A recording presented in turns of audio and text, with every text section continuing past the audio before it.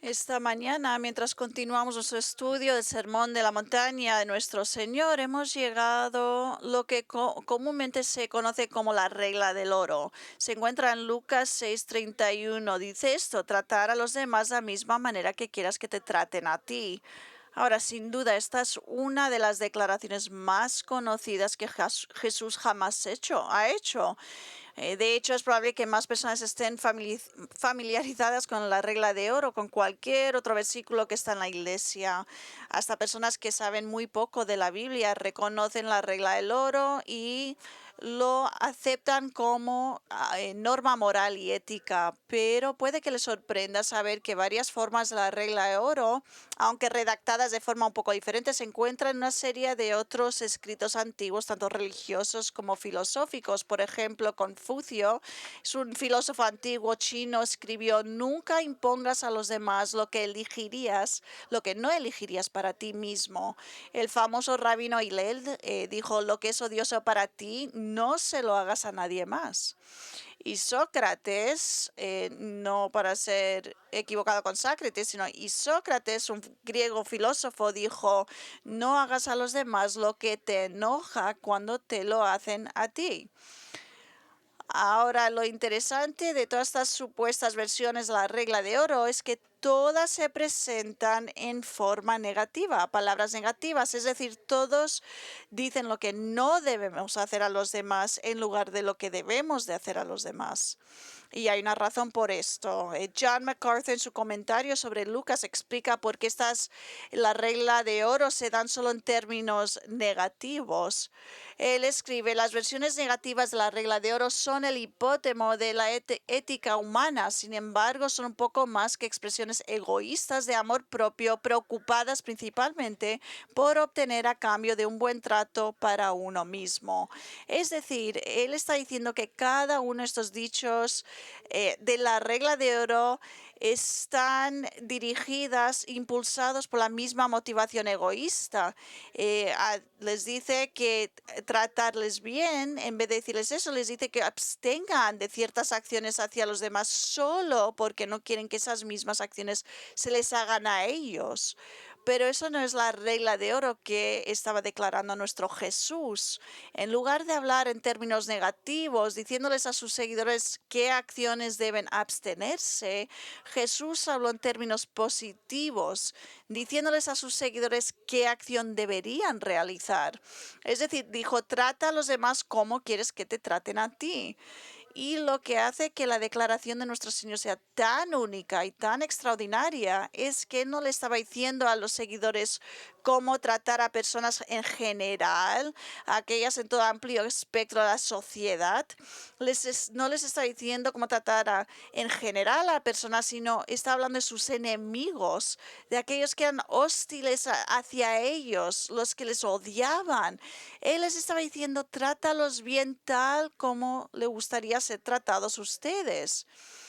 Amigos, quiero que recuerden que en el panorama general del Sermón del Monte, estas palabras de la regla de oro se dijeron en el contexto de que Jesús estaba enseñando a sus discípulos cómo vivir con rectitud, en contraste con los fariseos de esa época, quienes erróneamente estaban enseñando que los judíos deberían amar solo a sus prójimos, aquellos que definían como otros judíos, y que debían odiar a sus enemigos, a aquellos que definían como gentiles.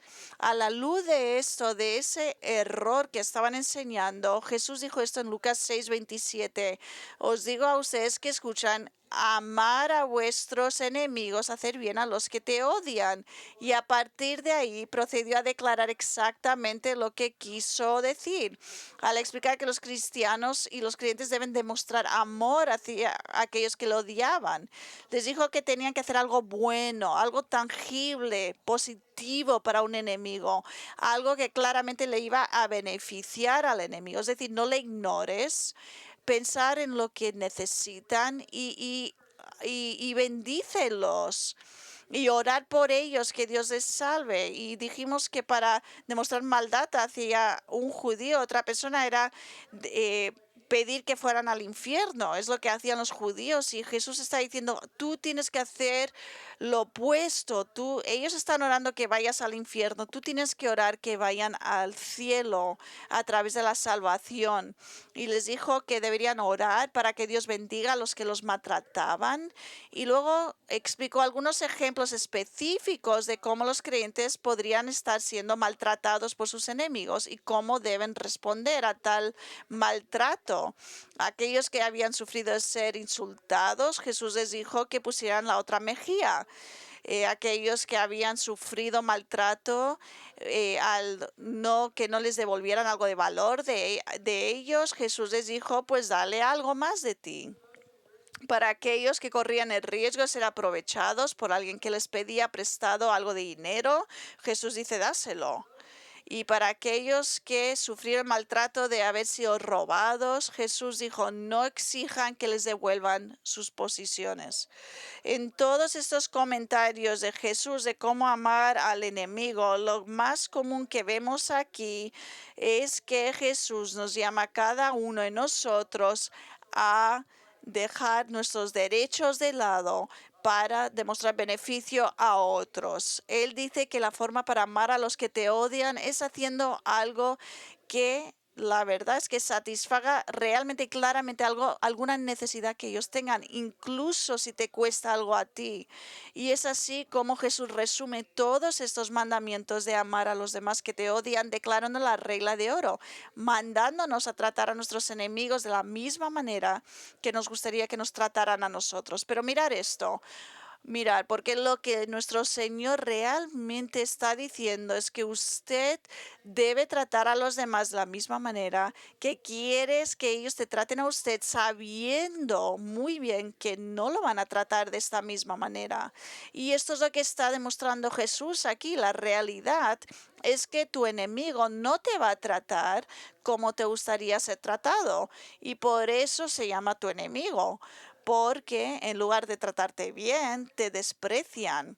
Es por eso que te maldicen, por eso te maltratan, te insultan, por eso te quitan lo que es tuyo, es porque te roban, es porque hacen cosas malas a ti, es porque son tus enemigos, porque nunca piensan en hacer algo bueno para usted.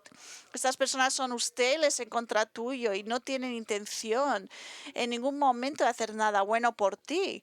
Pero lo que Jesús está diciendo, lo que está mandando, es que a pesar de cómo te maltratan y el maltrato que recibes de aquellos que te odian, debes tratarlos de la misma manera que te gustaría que te trataran a ti, aunque sea tu enemigo y aunque sepas que ellos no van a hacer nada bueno por ti. Así es como amas a un enemigo. Y esto requiere seriamente que pienses en lo que Jesús está diciendo y cómo aplica a tu vida. ¿Cómo te gustaría que alguien a quien no te gusta nada, que no soportas, cómo te gustaría que ellos te trataran? La manera en que tú respondes esa pregunta es exactamente cómo debes usted tratarlos a ellos. ¿Quieres que te demuestren respeto? Demuéstrales respeto. ¿Quieres que te compren algo que necesitas? Pues cómprales algo que ellos necesiten. ¿Te gustaría que hablaran amablemente, que te hablaran bien? Entonces háblales bien a ellos. ¿Te gustaría que se interesaran por usted y su familia? Pues tome interés en ellos y su familia. Hazle preguntas. Pregúntales cómo van las cosas en su vida. De cualquier manera que quieres ser tratado, Jesús te ordena que trates a tu enemigo de la misma manera. Y ahora hasta este punto, en esta sección de su sermón, Jesús nos ha estado instruyendo de cómo amar a los que nos odian, exponiendo algunas formas muy específicas en las que debemos amar a nuestros enemigos y luego, resumiendo su enseñanza sobre cómo amar a su enemigo, Él nos da la regla de oro. Nos está diciendo aquí cómo tratar a otros, trata a los demás de la misma manera que quieras que te traten a ti. Pero a medida que el Señor continúa entregando su sermón, sigue hablando sobre el amor hacia un enemigo y ahora pasa a decirnos cómo amar a nuestros enemigos, el por qué debemos amar a nuestros enemigos. Es decir, Él quiere que sepamos la razón por la que amar a alguien que nos odia es tan importante. ¿Por qué es importante para Él? y por qué debería ser importante para nosotros. Y esencialmente lo que Él nos está diciendo es que solo hay una razón por la que debemos amar a nuestros amigos, y esa es porque como hijos de Dios debemos reflejar el amor de Dios. Comenzando en el verso 32, Jesús dice esto: si aman a los que los aman, ¿qué mérito tienen? Porque también los pecadores aman a los que los aman. Si hacen bien a los que les hacen bien, ¿qué mérito tienen? Porque también los pecadores hacen lo mismo. Si prestan a aquellos de quienes esperan recibir, ¿qué mérito tienen? También los pecadores prestan a los pecadores para recibir de ellos la misma cantidad. Ahora, notar esto, en cada uno de estos versículos Jesús nos dice básicamente la misma cosa. Nos dice que si solo amamos de la misma manera que aman los incrédulos, no hay ningún crédito en eso. No hay beneficio en eso, no hay valor en esto. ¿Y cómo aman los incrédulos a los demás? Su amor, dice Jesús, es un amor egoísta. Es un amor motivado por la expectativa de que serán amados a cambio. Como dijo una persona, los incrédulos aman, dijo, con una mentalidad de dar para ganar. Es decir, solo aman porque esperan obtener algo a cambio en el trato. Ahora, antes de que veamos algunas de las formas específicas en que Jesús dijo que los incrédulos aman a los demás, quiero que noten algo aquí. Quiero que noten cómo se refiere Jesús a estos incrédulos. Él, mirad, los llama pecadores. Pero escuchar y entender esto, que diciendo esto, Jesús no solo está diciendo que solo incrédulos son pecadores, pero no creyentes son pecadores, que cuando te conviertes no tienes ningún pecado. Eso no es lo que está diciendo, eso contradice lo que dice el Nuevo Testamento. Hace mucho después de que el apóstol Pablo se convirtió, se refirió a sí mismo como el primero de los pecadores. Él dijo, Él es el mayor de los pecadores. La verdad es que somos más conscientes de cuán pecadores somos después de ser salvos que no antes. Simplemente somos pecadores salvos. Entonces, si este es el caso, entonces, ¿por qué Jesús llama a los incrédulos pecadores si todos son pecadores? El Señor simplemente aquí está usando el término pecador como aquellos que no son regenerados, que no son convertidos, aquellos que están fuera de su reino, en contraste con aquellos que son creyentes y por lo tanto ciudadanos de su reino. Y en realidad va un poco más allá de eso, más profundo, porque en la versión de Mateo del Sermón del Monte, Mateo cita a Jesús identificando qué tipo de pecadores del que está hablando el Señor aquí. Mateo 5, 46 y 47 leemos. Porque si ustedes aman a los que los aman, ¿qué recompensa tienen? ¿No hacen también lo mismo los recaudadores de impuestos? Y si saludan solamente a sus hermanos, ¿qué hacen más que otros? ¿No hacen también lo mismo los gentiles? Ahora aquí Jesús se refiere a estos pecadores incrédulos que muestran amor a otros como recaudadores de impuestos y gentiles. Y la importancia de esto es que estas personas eran consideradas los más bajos de la sociedad, personas en la escala moral más baja de la comunidad. Y cuando está hablando de recaudadores de impuestos, está hablando de los judíos, que eran conocidos por ser ladrones, codiciosos y corruptos y también traidores que trabajaban para el enemigo, para el gobierno romano, que robaban de su propio pueblo. Eran odiados por su pueblo y los gentiles eran simplemente paganos, idólatras, que perseguidores de personas que vivían en total desprecio por las normas morales de Dios y despreciados por el pueblo judío y les llamaban perros inmundos. Y el Señor menciona a personas como estas, las chusmas moral de estos días y cómo amaban a los demás para desafiarnos a nosotros como sus seguidores, para hacer lo mejor en la forma en que amamos a los demás, que lo hagamos mejor porque no hay absolutamente ninguna virtud en amando como aman los pecadores incrédulos. Y Él demuestra cómo estos pecadores incrédulos aman a los demás por medio de dos ilustraciones. En Lucas 6 volvemos ahora viendo la primera ilustración en el verso 33 en que demuestran amor los incrédulos haciendo bien a aquellos que saben que les van a devolver ese mismo bien. Si haces bien a los demás que te hacen bien, ¿qué mérito tenéis? Porque incluso los pecadores hacen lo mismo. Es decir, si amas haciendo cosas buenas para aquellos que sabes que te van a devolver cosas buenas, entonces, ¿qué valor tiene esto? Porque esa es la forma en que los pecadores malvados no salvos aman a los demás. O sea, es decir, él está diciendo, ¿qué más da? ¿Qué más da si amas a los que ya te aman? No hay nada excepcional en esto, porque incluso los incrédulos malvados aman haciendo bien a aquellos que les van a hacer bien a ellos.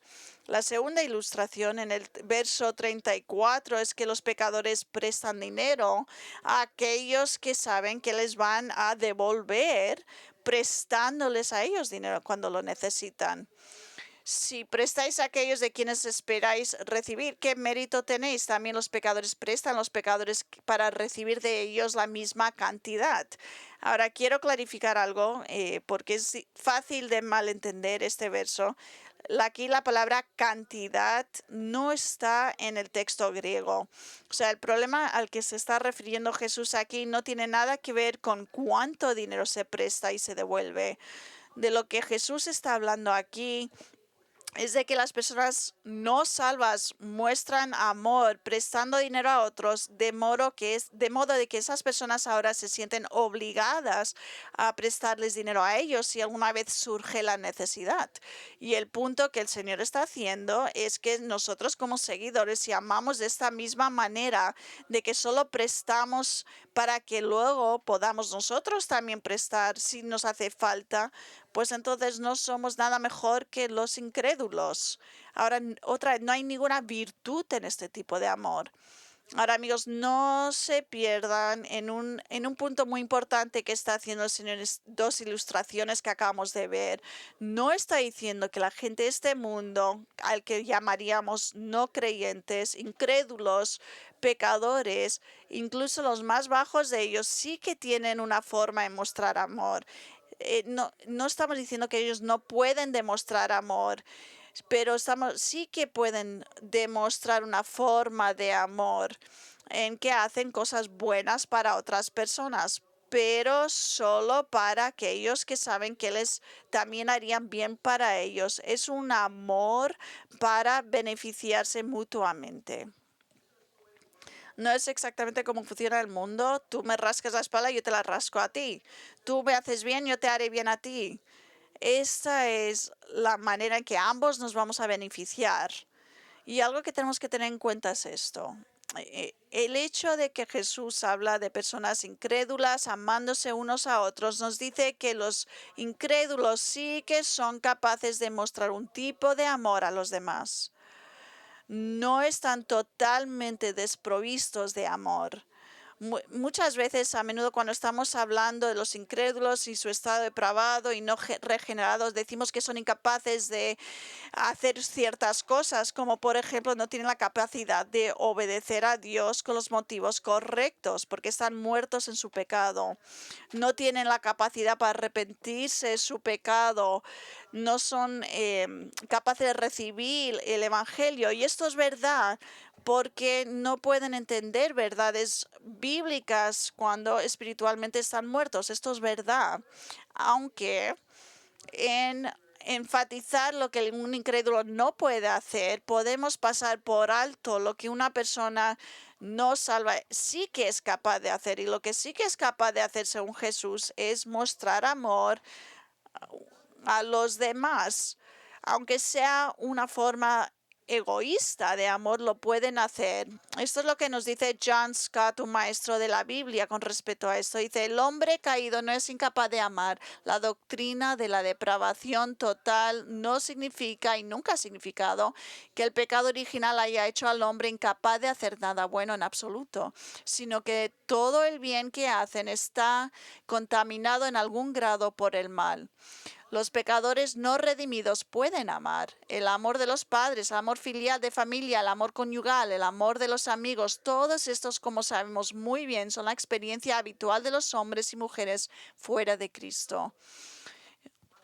O sea, las personas no salvos sí que pueden demostrar una forma de amor a los demás. Pero sin embargo, como nos dice aquí Stott, el tipo de amor que demuestran es algo que está contaminado por maldad, porque es un amor motivado por la actitud de qué puedes hacer tú por mí. Es egoísmo disfrazado de amor. Es un amor que dice, yo hice algo bueno para ti, ahora tú me debes a mí. Porque la única razón por la que están haciendo cosas amables a los demás es porque saben que aquellos a quienes demuestran bondad, a su vez se sienten obligados a demostrarles bondad a ellos cuando hace falta. Y ese no es el tipo de amor que nuestro Señor nos está mandando a mostrar a los demás. Nos está mandando a que amemos, no a aquellos que nos van a devolver amor, sino a aquellos que no tienen intención de devolver amor cualquiera. ¿Por qué? Porque nos odian. Amigos, este es el punto que Jesús está diciendo aquí al darnos la regla del oro y luego ilustrando cómo las personas inconversas aman a los demás. Nos está diciendo que nuestro amor tiene que ir más allá del de los recaudadores de impuestos y de los paganos.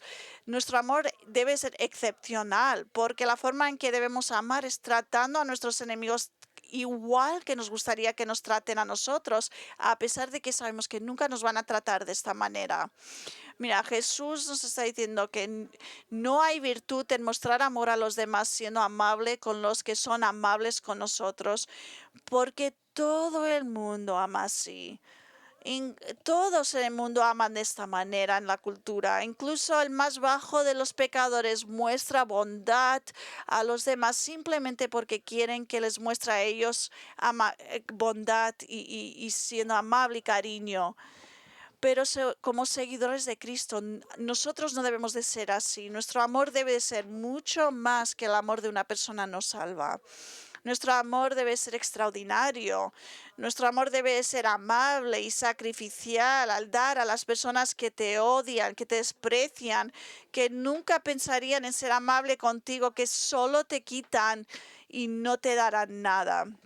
Es por eso que Jesús sigue haciendo la misma pregunta una y otra vez en estos versículos. ¿Qué mérito tiene esto para ti? Si tú amas a los que te aman, incluso los incrédulos aman así. Ahora, el crédito al que se está refiriendo aquí el Señor no es el crédito en el sentido de ganar crédito para ganar nuestra salvación, porque la salvación, como sabemos, es dada gratuitamente por Dios y no por ningún mérito nuestro. Jesús está usando esta palabra crédito en el sentido de qué te sirve, de qué beneficio te es a ti, de qué valor espiritual tiene para ti amar a los demás de la misma manera que los pecadores no salvos aman a los demás. Y la respuesta a esta pregunta que el Señor da acerca del crédito o valor de si amas solo como aman los incrédulos, Él nos dice, no hay valor ninguno cuando amas como aman los incrédulos. Cualquier persona puede amar de esta manera. Pero sin embargo, lo que sí que es de gran valor es cuando tú demuestras amor hacia un enemigo. ¿Por qué? Mirar esto, porque cuando amas a alguien que es tu enemigo, tratándolo bien, sabiendo que no obtendrás nada a cambio, es solo amabilidad por el bien de la bondad, estás exhibiendo el poder del Evangelio.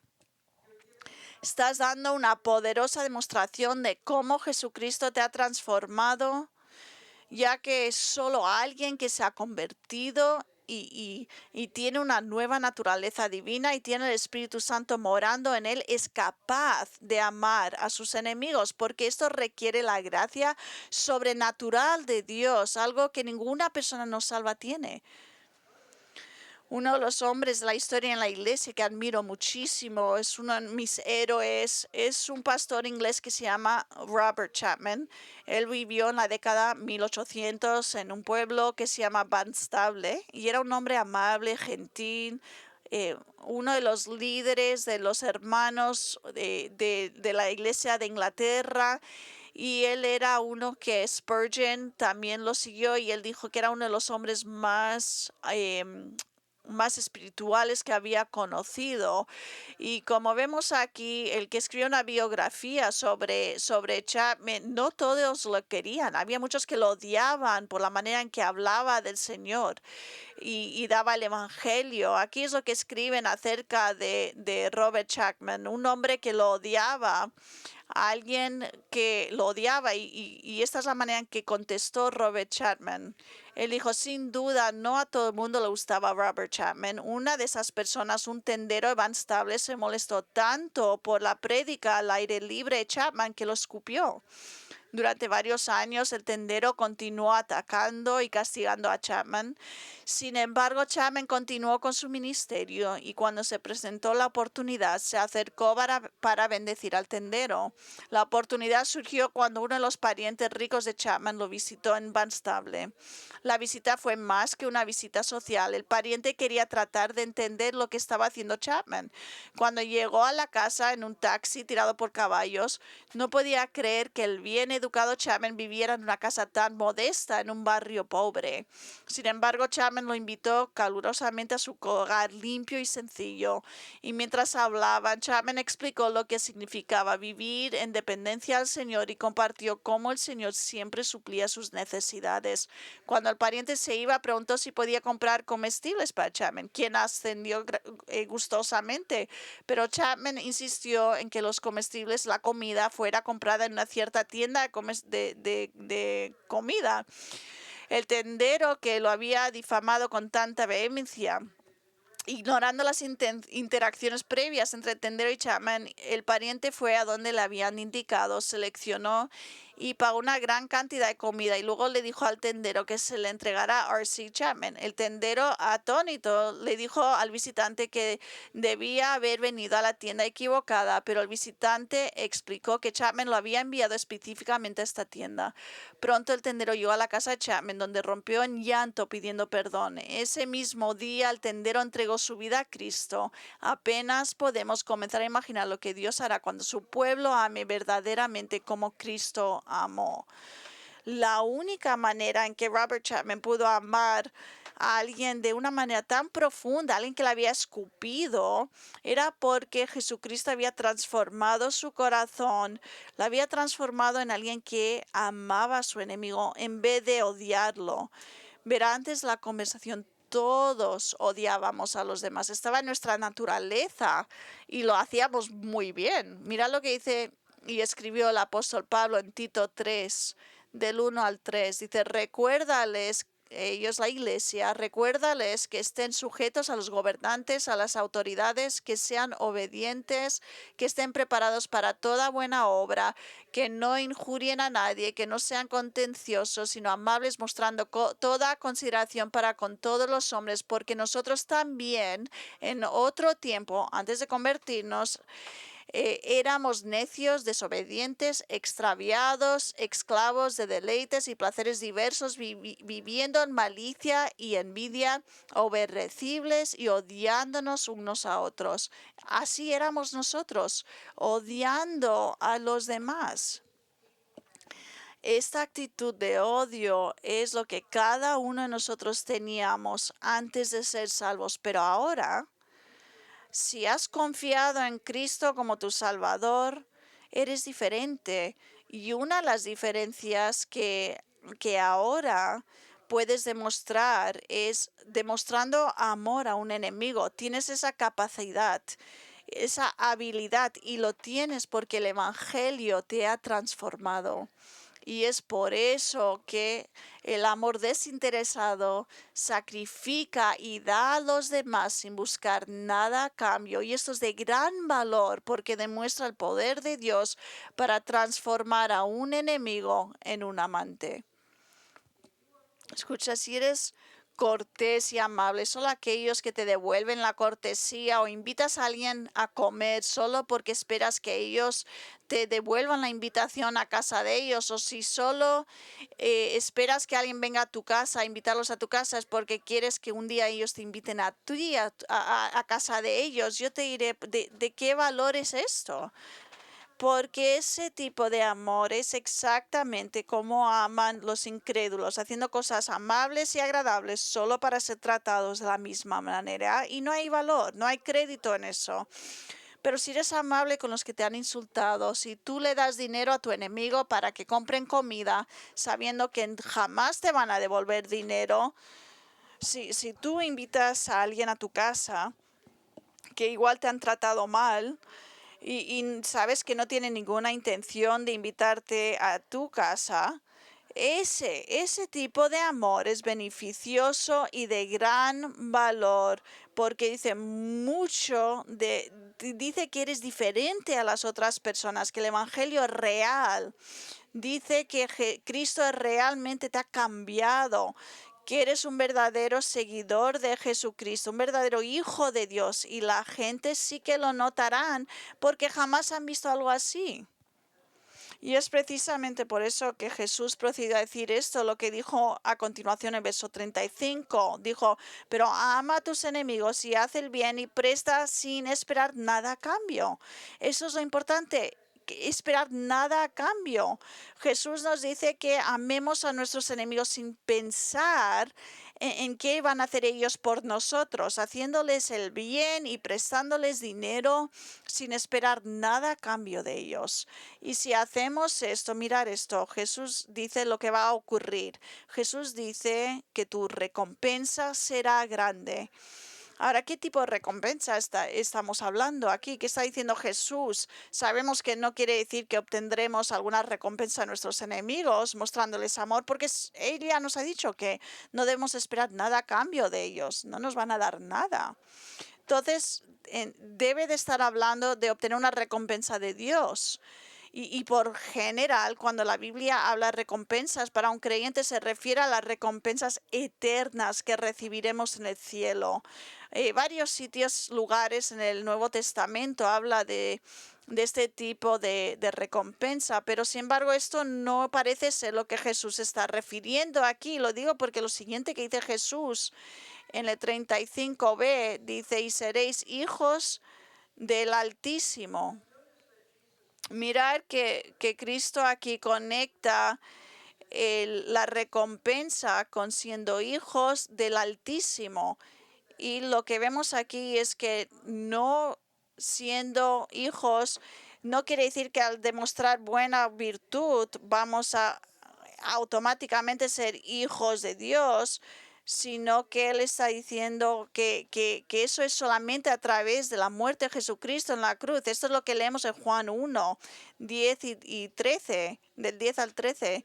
Dice, Él estaba en el mundo y el mundo fue hecho por medio de Él y el mundo no lo conoció. A lo suyo vino y los suyos no lo recibieron, pero a todos los que lo recibieron les dio el derecho de llegar a ser hijos de Dios, es decir, a los que creen en su nombre, que no nacieron de sangre ni de la voluntad del Señor, sino de la voluntad del hombre, sino de Dios. Y vemos aquí que la única manera para aceptar y recibir al Señor es a través de la salvación. Y aquí nos dice lo que es recibir a Cristo y creer en Él. Tienes que confiar en Él. Tienes que confiar en Él para que Él te salve. Y cuando eso ocurre, Juan nos dice que cuando eso ocurre, nacemos de nuevo, somos criaturas nuevas en Cristo. Para entonces tenemos ese deseo de hacer lo que Dios quiere que hagamos. Y una de las cosas que Él quiere que hagamos es amar a nuestros enemigos. O sea que la pregunta es, si Jesús no está diciendo que amando a nuestros enemigos acabamos siendo hijos de Dios, hijos del Altísimo, ¿a qué se refiere entonces? Él quiere decir que aquellos que aman a sus enemigos se muestran a ser hijos de Dios.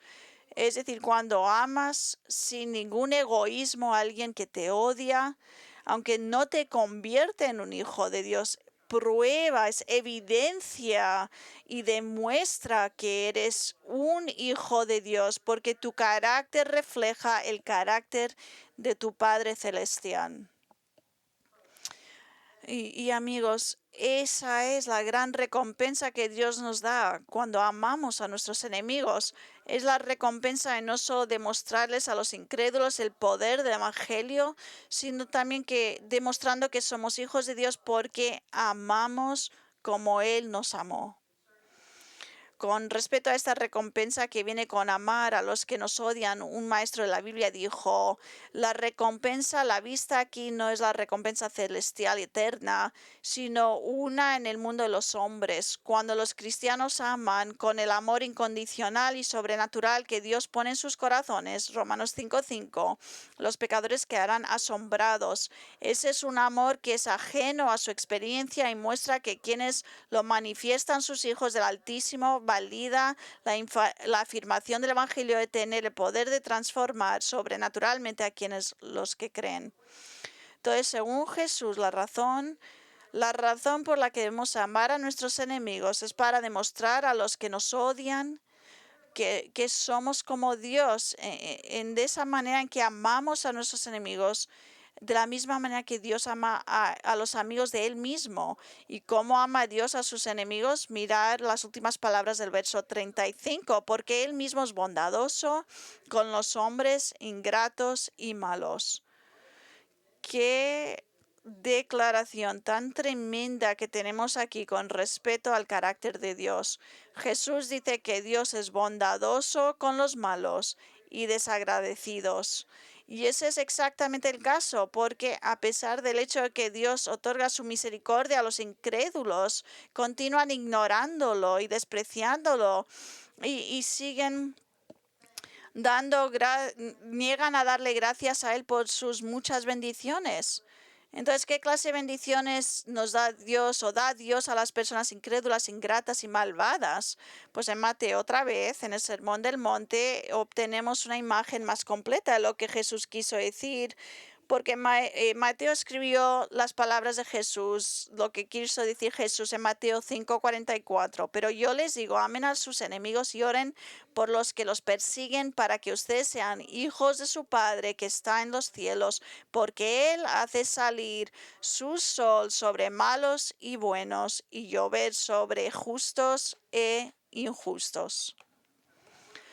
En estas palabras Jesús explica cómo Dios es bondadoso con hombres ingratos y malos. Él demuestra su bondad al hacer salir el sol sobre los hombres ingratos y malvados, de la misma manera que sale el sol para aquellos que le aman. Y en su corazón tan bondadosa envía la lluvia para que caiga sobre los ingratos y los malvados y también sobre los justos. O sea que aunque las personas que no son salvas nunca piensan en cuán misericordioso Dios ha sido con ellos, nunca piensan en eso, nunca creen o piensan que si Dios en algún momento quitaran su misericordia sobre ellos, sus vidas se acabarían y nunca piensan en darle gracias a Dios por sostenerlos. Vemos que Dios sigue demostrando bondad hacia aquellos como hace con los que le aman y le siguen. Teólogos refieren a la bondad de Dios hacia los incrédulos como su gracia común. No es un término que encontramos en la Biblia, pero sí que es una verdad bíblica que encontramos en la Biblia. Según gracia común, alguien escribió esto. Dice, el amor divino es amor indiscriminado, mostrado por igual a hombres buenos y malos. Los teólogos, siguiendo a Calvino, llaman a esto la gracia común de Dios. No es la gracia salvadora que permite a los pecadores arrepentirse, creer y ser salvos, pero la gracia se muestra a toda la humanidad, al penitente y al impenitente, creyentes y no creyentes por igual. Esta gracia común de Dios se expresa entonces no en el don de la salvación, sino en los dones de la creación y no menos importante las bendiciones, la lluvia y el sol, sin los cuales no podríamos comer y la vida en el planeta no podría continuar. Cuando Dios hace que su sol brille sobre la tierra, eso da calor tanto al ateo como al creyente, ¿verdad? Y cuando lluvia cae tanto sobre los blasfemos como los creyentes, ¿verdad? Y el punto aquí que está haciendo Jesús es cuando amamos a nuestros enemigos y cuando hacemos cosas buenas por ellos, esperando nada de vuelta, estamos demostrando y dando ejemplo de Jesús y demostrando que somos hijos de Él, porque Él también ama a sus enemigos haciendo cosas buenas por ellos. Y ellos, al igual que nuestros enemigos, le dan nada a cambio, ni siquiera una palabra de agradecimiento. Me encanta la forma en que un maestro de la Biblia dijo sobre todo esto, lo que yo he tardado 3 o 4 semanas en explicarte, 3 o 4 horas de enseñanza. Él lo dijo en una sola frase. Él dijo, devolver mal por bien es diabólico, devolver bien por bien es humano, devolver bien por mal es divino. Lo dijo todo en esa frase. Amigos, el Señor nos está mandando a hacer lo divino, devolver bien por mal. Y cuando hacemos esto, cuando lo hacemos, reflejamos el amor de Dios al mostrar bondad a aquellos que nos odian. Y solo para asegurarnos de que entendemos exactamente lo que está diciendo, Jesús procede a decir esto en palabras que son imposibles de malinterpretar. Dice al final 36, ser misericordiosos, así como vuestro Padre es misericordioso. Al igual que vuestro Padre es misericordioso, habiéndonos dicho cuán bondadoso es Dios con aquellos que son malos e ingratos, Jesús ahora nos dice claramente y muy claramente que seamos bondadosos como Dios lo es. Y eso es exactamente lo que hacemos cuando mostramos amor a nuestros enemigos, mostramos misericordia. En lugar de demostrar odio y venganza, que es lo que muchas veces nuestra carne quiere hacer, es algo que todos hemos querido hacer, en vez de hacer todo lo posible por ignorar a un enemigo, nosotros nos tenemos que asegurar de mostrar misericordia, tratándolos de la misma manera, lo que dice la ley del oro, tratándolos de la misma manera que nos gustaría que nos traten a nosotros, sabiendo que no lo van a hacer.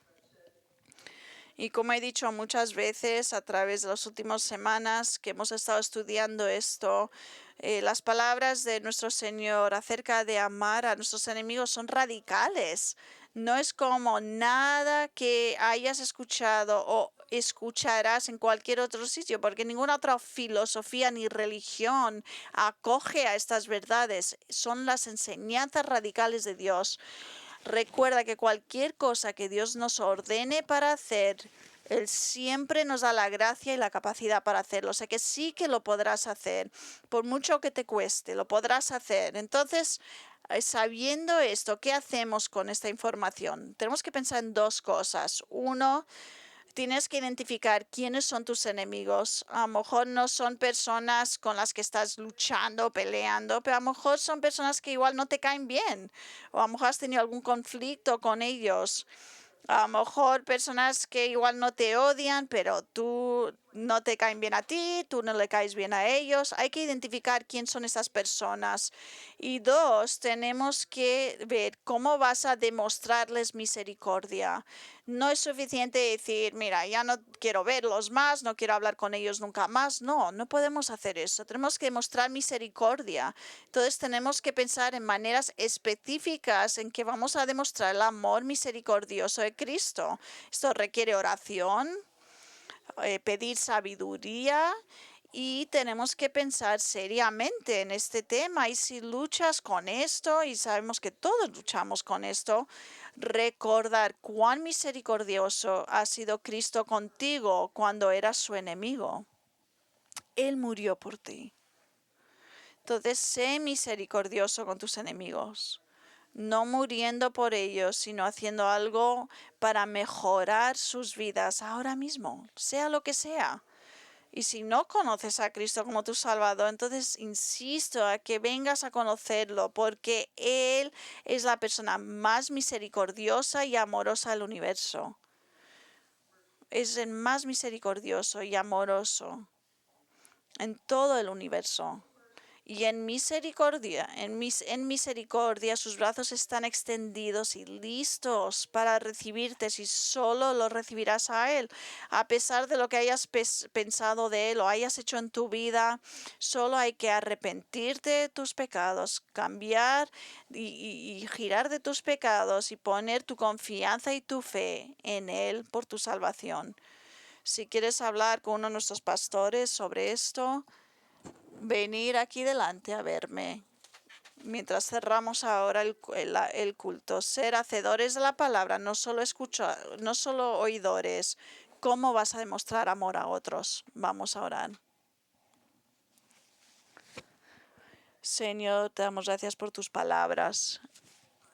Son a veces difíciles de entender o de aplicar, Señor, pero sí que son tus palabras y nos has dado un entendimiento sobre estas palabras. A todos nos cuesta amar a nuestros enemigos, pero te damos gracias por tu gracia, que tú nos das la habilidad de hacer esto, de hacer lo que muchas veces no queremos hacer, pero lo podemos hacer porque tú nos lo mandas, Señor, y pido que nos des a cada uno de nosotros la habilidad de reconocer quiénes son esas personas que consideramos enemigos o a lo mejor que no nos caen bien o que nosotros no les caemos bien a ellos, a lo mejor gente que han dicho cosas negativas sobre nosotros.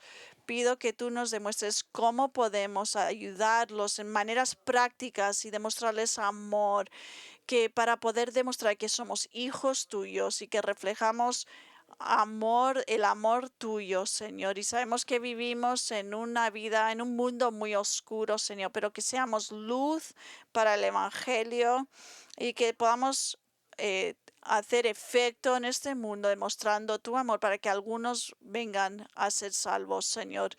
Y también pedimos por aquellos que no te conocen, Señor, abre los corazones de estas personas al Evangelio y que ellos se vean a ellos mismos como pecadores y que vean a Cristo como recibiéndoles a ellos y que cambien de su pecado. Pedimos que tú obres en sus corazones, en tu nombre oramos. Amén.